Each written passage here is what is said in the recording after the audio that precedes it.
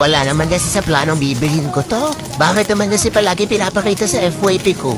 Sa bagay, hindi naman magte-trending to, hindi talaga maganda. Isa pa, sobrang mura lang. Kaya gusto ko rin talagang itry ito. Ang dami ko na nakikita at nababasang good reviews about dito.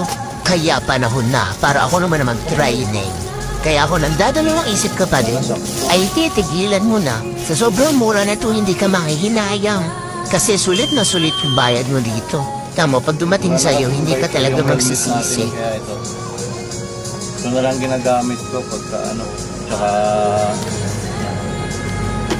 naputol kasi. Naputol yung dito. Kaya ito, inilan natin. Para ito.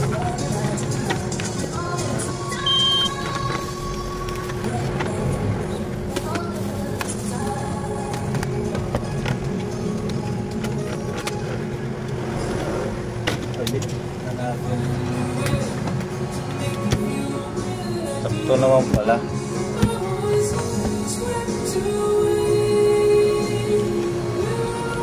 Swak na swak.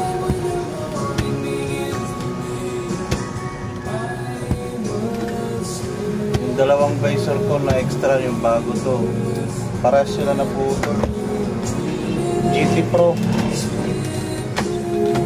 Meron na tayong ano, meron na tayong hindi na tayo merapan sa gabi.